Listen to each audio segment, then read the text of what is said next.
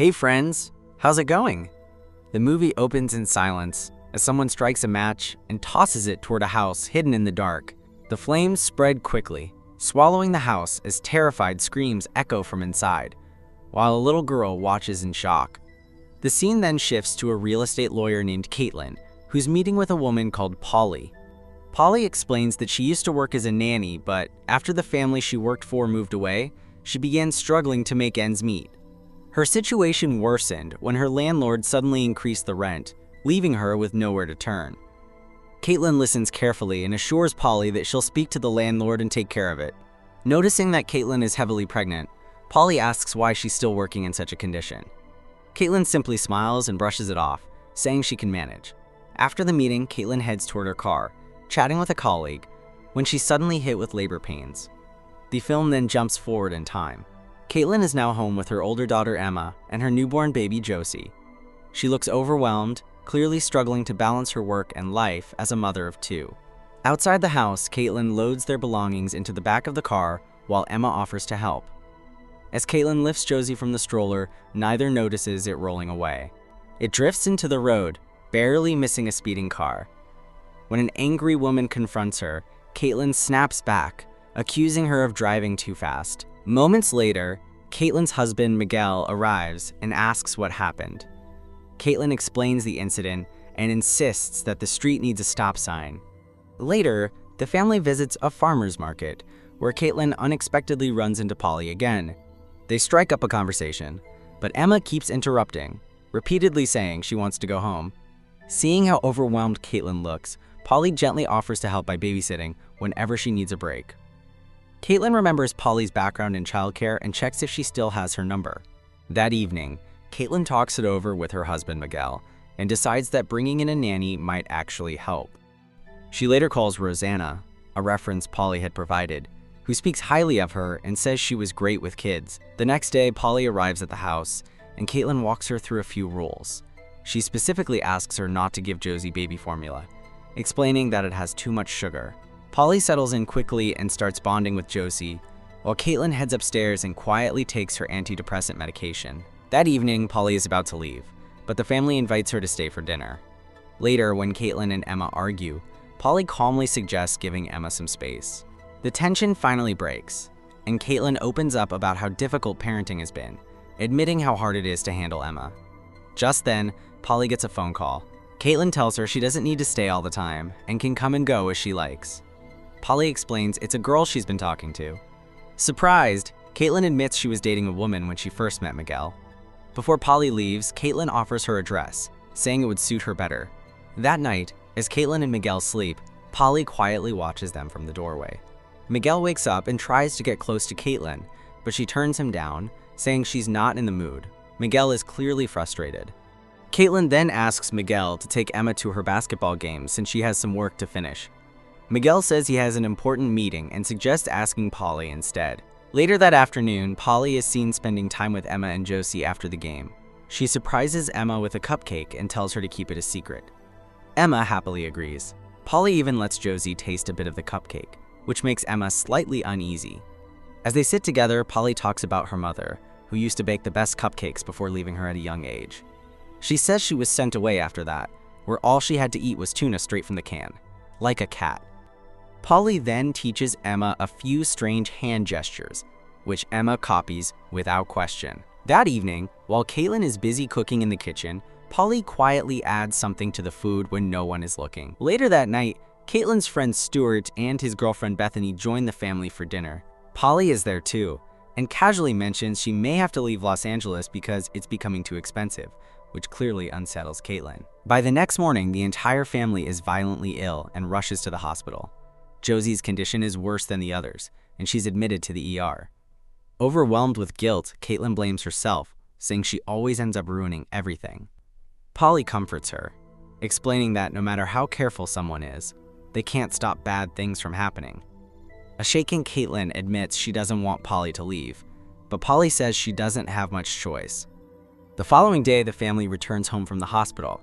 Caitlin tells Miguel that she wants Polly to move in with them. Miguel hesitates, reminding her of what happened after Emma was born, when Caitlin completely unraveled, tore the house apart, and became convinced their lives were in danger. He worries she might spiral again, but Caitlin calmly reassures him that this time, she's fine.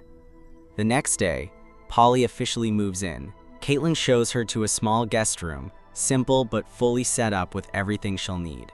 Soon after, the rest of the family heads out, leaving Polly alone at home with Josie. Polly quietly walks through the house, taking it all in. As she does, Josie begins crying nonstop, but Polly doesn't pick her up. That evening, Caitlin is swimming in the backyard pool, unaware that Polly is watching her from a distance. When Caitlin gets out, she mentions the neck pain she's been dealing with. Polly offers to help and gently places her hands on her neck. To Caitlin's surprise, the pain eases almost instantly, leaving her clearly impressed. The next morning, Polly is asleep on the couch when Caitlin wakes her. She tells Polly to go back to sleep and says she'll listen out for Josie instead. As Caitlin walks away, she pauses, watching Polly, and there's a quiet sense that a connection is forming between them. But that calm doesn't last. One evening, Caitlin notices an empty package of baby formula in the trash, and her mood immediately shifts. She storms into the room where Polly and Emma are playing and demands an explanation. Polly says she gave Josie the formula because she was struggling with breast milk. Caitlin reminds her that she was clear about avoiding it because of the sugar. Polly apologizes, claiming she doesn't remember the conversation. Before Caitlin can respond, Emma snaps back, telling her not to interrupt their playtime. That night, Caitlin returns home from a jog and finds Miguel sitting outside, laughing with Polly and another woman. Polly introduces the woman as her friend, Amelia. Caitlin feels uncomfortable watching them together, but she keeps it to herself and says nothing. Later, unable to sleep, Caitlin walks down the hallway and stops outside Polly's room. Through the open door, she catches a glimpse of Polly and Amelia together, clearly intimate. For a brief moment, their eyes meet. Caitlin quickly turns away and leaves. The next day, Polly takes Emma and Josie out for another walk. While they're away from the house, Polly tells Emma that her mother is upset with her because she knows a secret. When Emma asks what the secret is, Polly says her mother is pretending to be someone she's not. Meanwhile, Caitlin grows increasingly anxious and restless. She takes her antidepressant medication, trying to calm herself. Later, while chopping vegetables in the kitchen, she calls her doctor and explains that the medication has been making her feel jittery and off balance. The doctor advises her to lower the dosage. But during the call, distracted and tense, Caitlin accidentally cuts her hand. Later, the family sits down for lunch. Polly and Emma exchange a quiet look, and then Emma turns to her parents. She says that on TV, men and women get married and kiss.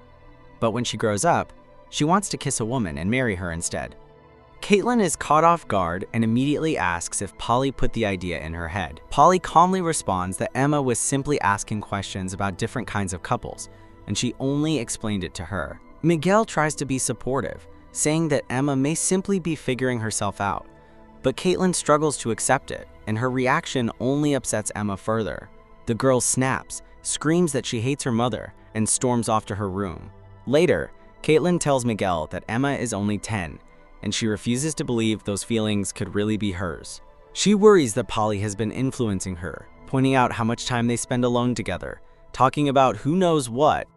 Miguel gently calms her down, suggesting that maybe Caitlin is feeling threatened because Emma seems closer to the nanny than to her. He encourages her to stop being so controlling and allow their daughter to grow up. Caitlin pauses, realizing she may have overreacted.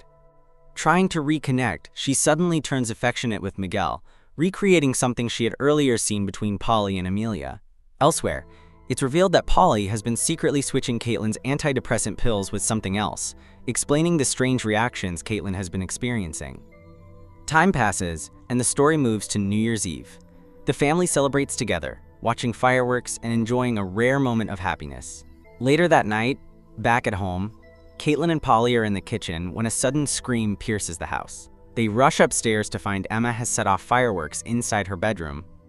Furious, Caitlin demands to know who gave her the fireworks. It turns out Polly did.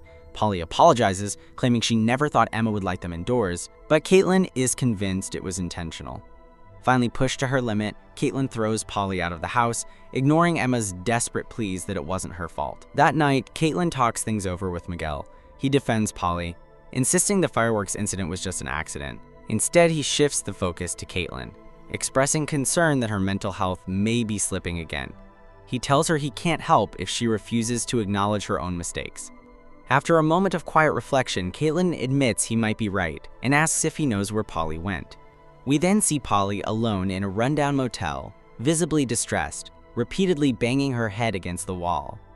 Not long after, Caitlin arrives. She apologizes for her outburst and explains that she's dealt with serious issues in the past, which sometimes affect her judgment. The next morning, Caitlin confides in her friend Stuart.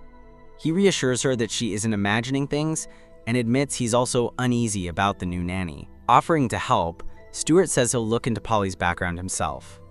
Later, Polly returns to her room and is startled to find Stuart there. He casually claims he was checking on some renovation work, but Polly firmly shuts him down, reminding him it's her private space. Stuart apologizes and leaves. However, once he's back home, it's revealed that he went through Polly's trash. He gathers personal items and uses them to run a makeshift DNA test. Meanwhile, Caitlin grows increasingly anxious as she repeatedly tries calling Rosanna, but gets no response. She finally looks up the number online, which leads her to a local recreation center. Without hesitation, Caitlin goes there and meets Rosanna in person. She explains that she's worried about Polly, mentioning several dangerous incidents involving her children. But instead of agreeing, Rosanna grows concerned and asks Caitlin if she's using drugs again. In a tense conversation, Rosanna unintentionally lets the truth slip. She admits she met Polly through a rehabilitation program, back when Polly was living out of her car and trapped in an abusive relationship. It gets worse. Rosanna reveals that Polly had never actually worked as a nanny, and that she lied as a reference to help her get back on her feet. Hearing this, Caitlin's sympathy quickly turns into anger. She refuses to believe Polly's story about being abused, accuses Rosanna of lying, and storms off, convinced she put her children in danger by trusting them. Around the same time, Stuart uncovers something disturbing. He urgently leaves Caitlin a message, asking her to call him back as soon as possible. He also prints out an old newspaper article about a house fire that killed 3 members of a family, while their young daughter survived. Back at home, Caitlin tells Miguel that Polly lied about her past and that the reference she provided was fake. Instead of supporting her, Miguel grows irritated by her behavior. He accuses her of being erratic and snaps that she chased down a stranger instead of staying home to feed their hungry baby. Meanwhile, Polly shows up at Stuart's place.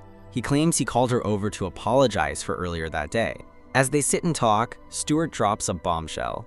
He knows her real name is Rebecca and that she grew up in San Bernardino. He then reveals something even more unsettling. Caitlin also grew up there, and her real name isn't Caitlin at all. It's Jennifer. The truth finally comes out. Years ago, Rebecca's parents and baby sister died in a house fire.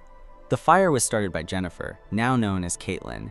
Stuart suggests that something terrible must have happened to drive Caitlin to do something so extreme. But Rebecca refuses to accept that explanation. She says her life was destroyed because of Caitlin, who simply changed her name and walked away from everything. Before leaving, Rebecca asks if Stuart has told Caitlin the truth yet. He tells her no, he wanted to speak to her first. At that point, Polly asks to use the bathroom, and Stuart shows her the way. Moments later, he speaks to her from outside the door, gently trying to convince her to forgive Caitlin and let go of the past. But suddenly, everything changes. Polly sneaks up behind him and knocks him out with a baseball bat. As he lies unconscious, she gathers the evidence from the room. When Stuart starts to wake and reaches for his phone, Polly attacks again, striking him until he's completely helpless. Not long after, Caitlin receives a call from Bethany, telling her that Stuart was brutally attacked during what appears to be a break-in. Panicked, Caitlin rushes to the hospital. There, she finds a devastated Bethany and immediately tells a police officer that Stuart had been investigating a suspicious nanny. She insists the nanny may be responsible, but the officer brushes her off, explaining that he's not the detective assigned to the case. The next morning, Caitlin returns home, only to find her family calmly eating breakfast, with Polly sitting right there. Furious, Caitlin demands that Polly leave immediately and storms in to pack her things. Miguel tries to stop her, but Caitlin suddenly sees Polly hugging Emma. Losing control, she lunges at the nanny. In the chaos, Caitlin accidentally strikes Emma, leaving the girl with a bleeding nose. Miguel and Polly rush to comfort Emma, while Caitlin stands frozen, overwhelmed by guilt as she breaks down in tears. In the next scene, Caitlin is seen at a hotel, speaking with her attorney. He warns her that, given what happened, she could even face a restraining order that would keep her away from her children. A week has passed since the incident. Stuart has died, yet Polly is still caring for the kids. Later, Caitlin takes her medication. But this time, she notices something strange. The number 34 on the pill bottle has been scratched out. She quickly looks it up online and is stunned to discover that it's actually methamphetamine, a powerful stimulant sometimes prescribed for ADHD. Realizing what may have been happening to her, Caitlin rushes to Emma's basketball game. Miguel is already there with Emma, and Caitlin learns that Josie is still at home with Polly. As Miguel steps away to find a seat, Caitlin apologizes to Emma. She admits she can be over-controlling, explaining that no one ever protected her when she was a child. Emma forgives her and then shows her something she secretly took from Polly's room, a printed newspaper article about the house fire. The moment Caitlin sees it, everything clicks. She breaks down, finally understanding what's been going on. Emma, however, doesn't see the danger. She gently suggests that Polly just wants to belong, since she grew up without a family. As the match starts, Caitlin heads home and confronts Polly, calling her by her real name, Rebecca. The two move into the kitchen to talk. At the same time, Miguel repeatedly tries calling Caitlin, but she doesn't answer. Fearing she's gone back to confront the nanny alone, Miguel grabs Emma and prepares to leave. Back at the house, Caitlin finally apologizes for everything. She then opens up about her past, revealing that Polly's father used to abuse her. She explains that she told her parents and even the school, but no one believed her. Polly immediately shuts her down, calling the story a lie. The film then cuts to a flashback of that night. A young Polly stands frozen in front of her burning home when she notices Caitlin running away from the scene. Back in the present, Polly accuses Caitlin of destroying her life and stealing the childhood she should have had. But Caitlin insists Polly already knows the truth about her father, that he abused her too. She explains that he admitted it himself, often saying the two girls looked so alike they could have been sisters. Hearing this finally breaks Polly. She collapses into tears, then suddenly grabs a shard of broken glass and stabs Caitlin. Fueled by rage, Polly tells her she deserves to rot in hell, while she takes her place, sleeps with her husband, and raises her daughters. She strikes Caitlin again with a heavy pan. Still, Caitlin refuses to give up and fights back with everything she has. After a brutal struggle, Caitlin finally throws Polly into a glass surface, knocking her unconscious. She rushes to Josie's crib, grabs her, and flees the house just as Polly begins to stir. Outside, Caitlin straps Josie into the back seat and tries to drive away. Suddenly, Polly reappears, smashing the windshield with a hammer. At the same moment, Miguel and Emma arrive and witness the chaos. Panicking, Caitlin throws the car into reverse. The vehicle slams into a passing car, sending Polly flying and leaving her critically injured. Caitlin and Josie survive the crash. Miguel runs to them, finally realizing the truth, and apologizes to Caitlin for not believing her. Caitlin then turns back to Polly, now lying on the ground with severe injuries, her arm torn open and bleeding heavily. Moments later, Polly succumbs to her wounds. Overcome with guilt, Caitlin breaks down in tears, with a shaken Emma by her side. Sometime later, the story jumps forward. Caitlin sits alone, quietly staring into the flickering flames of a fire. Miguel joins her and tells her that Emma knows everything, reassuring her that they'll be okay. Elsewhere, Emma is seen telling Josie the story of Rebecca, a girl who lost her family, grew up in foster care, and survived on cans of tuna like a cat. As she speaks, Emma unconsciously repeats Polly's hand gestures, a subtle reminder that even though the nanny is gone, her presence still lingers. And that's the story. Thanks for watching, and if you enjoyed it, don't forget to like and subscribe for more chilling recaps.